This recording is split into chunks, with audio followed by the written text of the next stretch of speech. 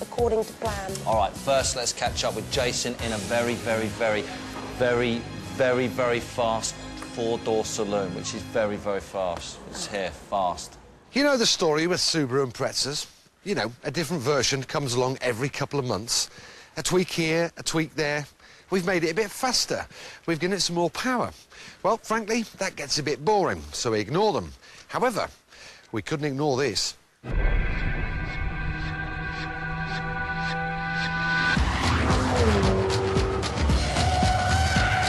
Like a high-tech piece of rock, it has the right names written throughout it.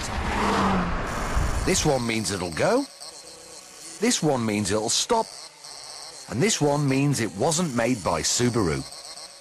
It's a Litchfield T25. Ian Litchfield is a bloke who's been importing Subarus for the past 10 years, and now he's tuning them rather well. He can put one of these Type 25s on the road for 40 grand. It's based on a version of the Impreza you can only get in Japan. With lighter panels and roof, it's the starting point for the Group N rally car. Now, let me give you some statistics.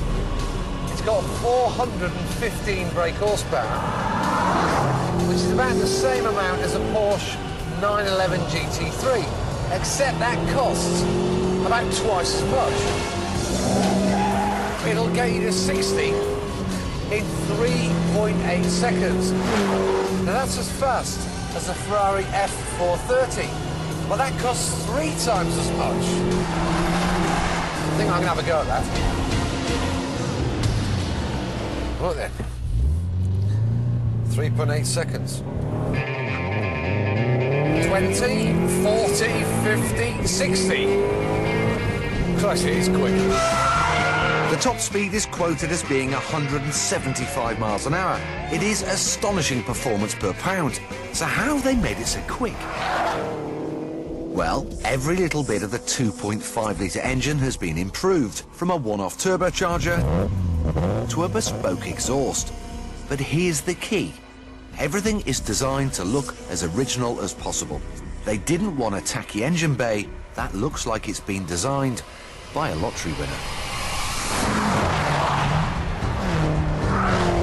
Now, pretty much all highly tuned turbo cars have lots of lag, and this is very good. So let's give it a true on-road kind of test. Let's get 4th gear, 3,000 revs, and give it some. There's a little bit of lag there, but it's pretty good. Now, not all the go faster bits are in the engine bay. Litchfield have completely redesigned the suspension, different springs, anti-roll bars, and these trick dampers. These gold knobs at the back can increase or decrease the stiffness of the damper both in bump and rebound. Upshot is you can make the car more reactive or less. Trick stuff. It's race car technology, but it doesn't mean this is a car just for racing drivers. Your granny could drive it quick.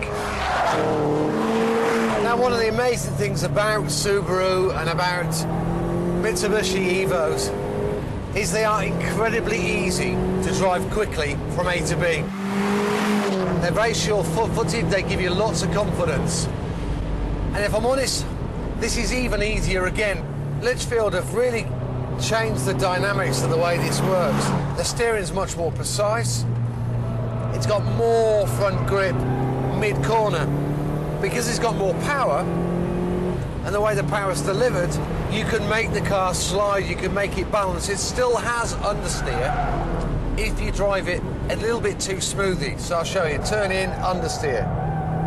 But if you're a bit more aggressive like this on turn in,